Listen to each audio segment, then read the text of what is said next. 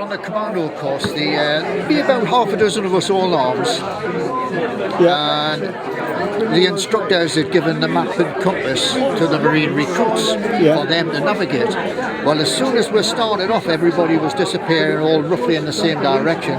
The mist came down, and we opted for pretty miles. And finally, this artillery, the gunnery sergeant went, "Not happy about this.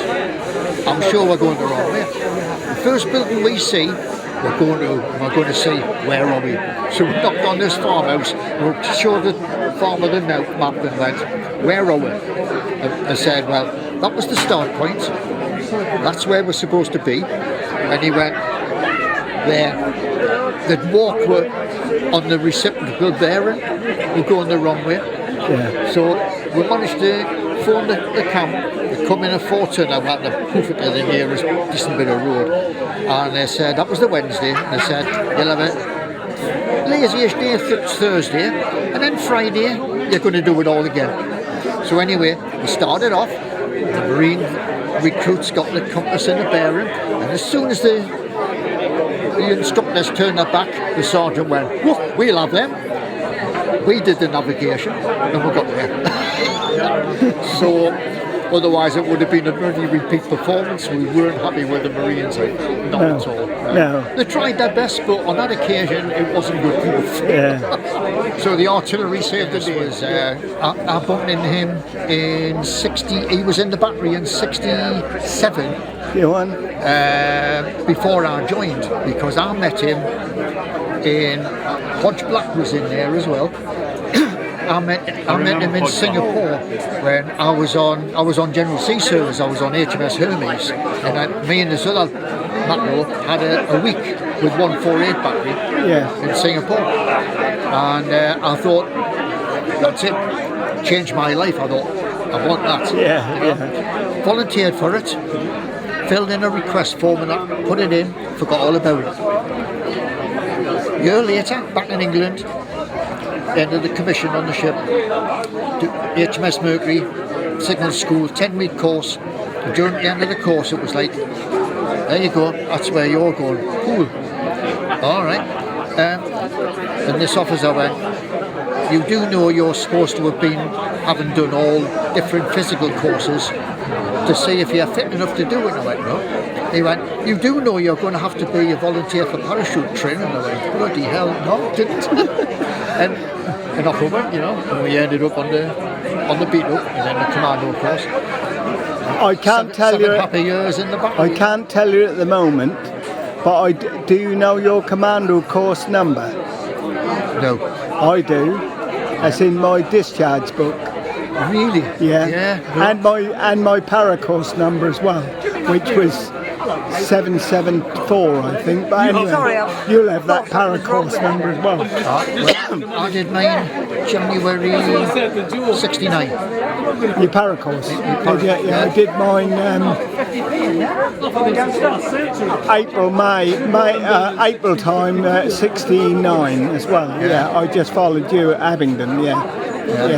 But the first jump I did with the battery was in Libya.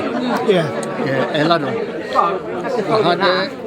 We had to go to three para barracks up the road in Malta. I know I had a briefing like 3 o'clock in the morning, and there was this big hall, and their regimental sergeant major was there. No, big rectangular. Not Nobby Arnold, was it? I don't know who he was. And he says, "That's the DZ."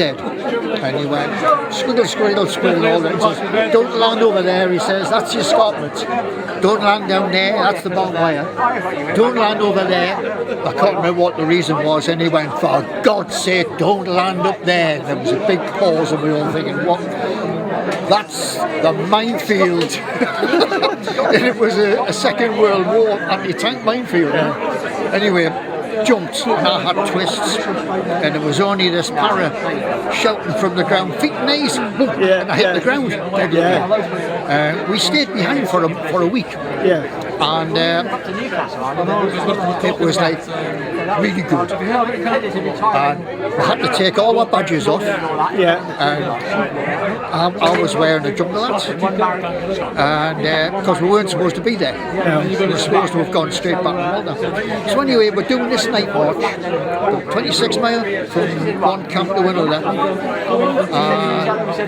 We're walking along, and you were finding these shell cases, 303, spent cartridges, and you were picking up rusty Wehrmacht jerry cans. So we're walking through a battle site from the Second World War, and then on the horizon there was all these flashes of light, and then boom, and the boss man went, it's a tank battle. Oh yeah. Where I mean, the British Army used Libya as a giant training ground, and it was this live firing, and it was just like surreal. Anyway, 4 o'clock in the morning, boss man stops, and he went, "Well done, lads." And we're thinking, why? We haven't reached my destination. And he went, no, we're through the minefield. So we'd walk through another anti-tank minefield now. And when we got over this escarpment, we come to this camp, Chatham camp. 2 lads on the gate, well, the break in the barbed wire. And they went, where have you come from? And we said, Hinder's Point.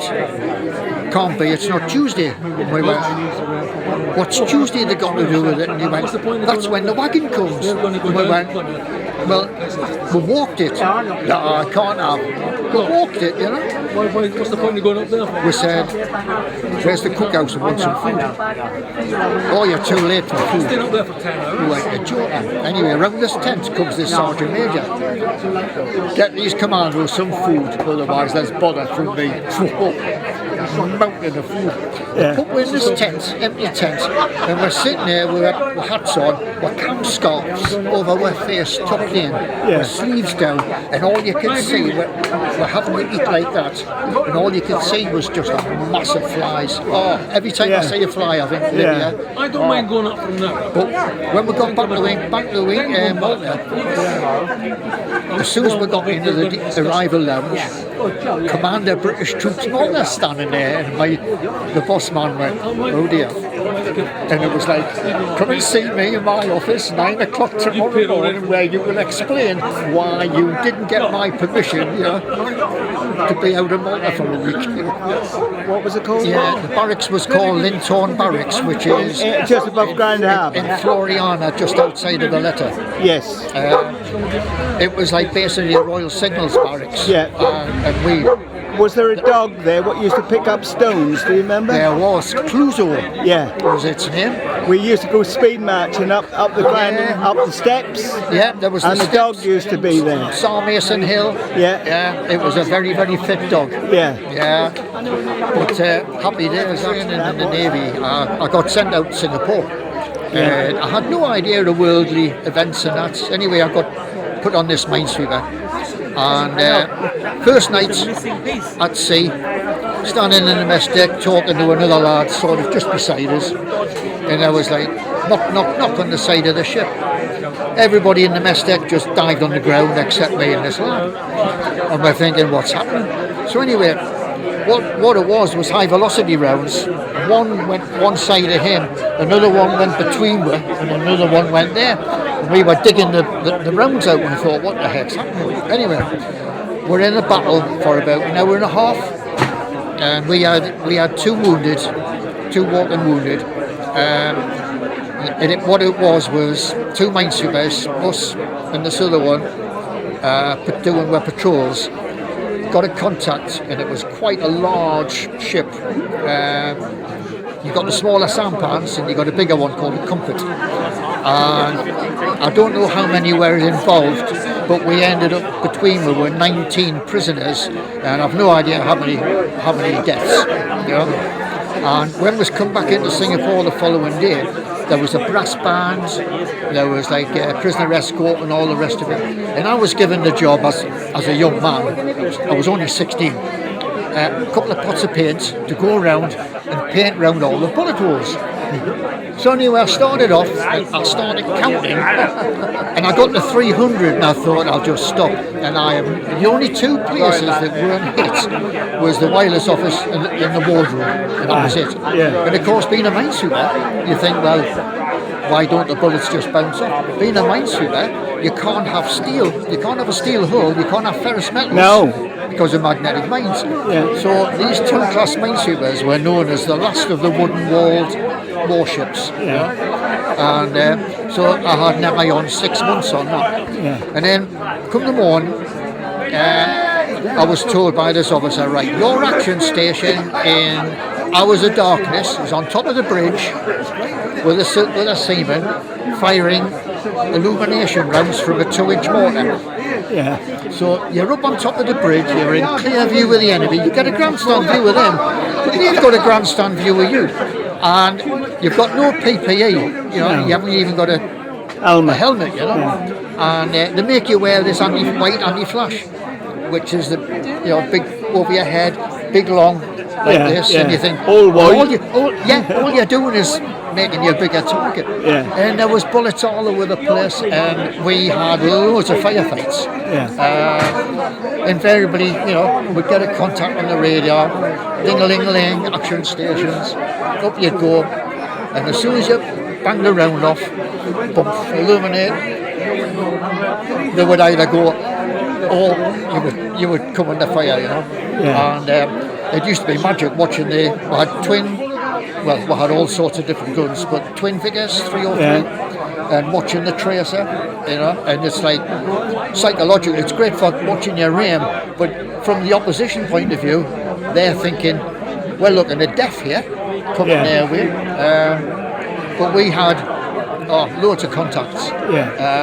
But it was all exciting stuff as a 16-year-old in the wireless office. We heard over the radio this scream, and all you could hear was, we're hit. You know, we got on the voice pipe, bridge, wireless office, transmission, blah, blah, blah. So we went steaming up the next lane, patrol lane, and the minesweeper on the next patrol lane was damaged. There was sort of big boat alongside, and they'd sent the boarding party on, and they'd lifted a hatch, and it was booby-trapped, killed a couple of the sailors, wounded several others, and put a big hole in the side of the ship.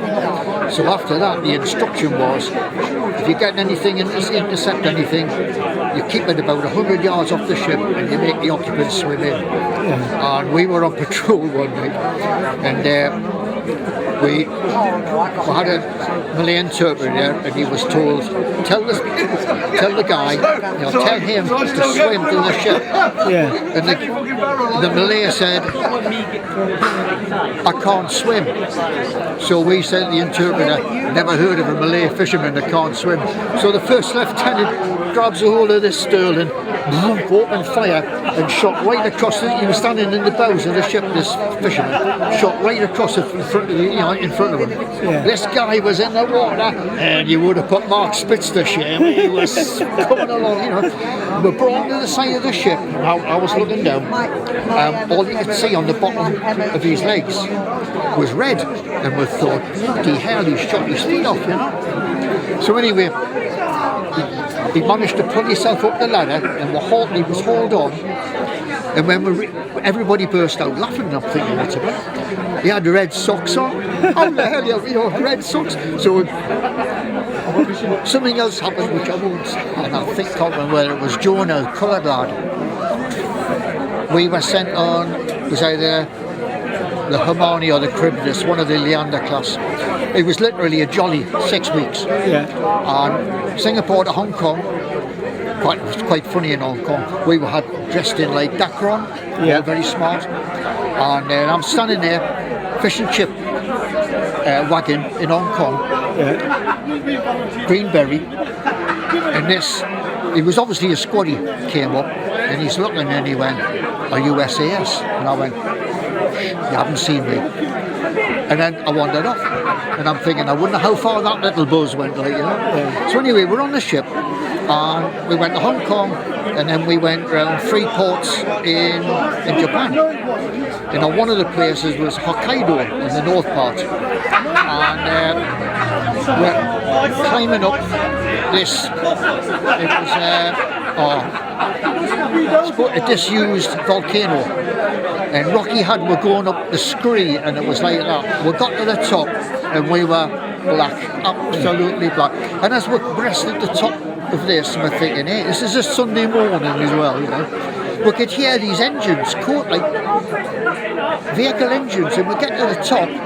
It's a tarmacked coach park, and there's all these tourists and coaches, and we're thinking, what are we doing? We've just spent hours climbing up there. So anyway, we'd gone back to a little campsite we had, and Baz Critchley and Rocky Air had decided they're going to climb Mount Fuji. Oh yeah, Japan, yeah. And of course, they didn't have enough time. So it was dead hot, and they were trotting up this track, ran out of time, and they were going to have to come back. But they were so dehydrated, they were on their hands and knees and drinking from puddles on the track.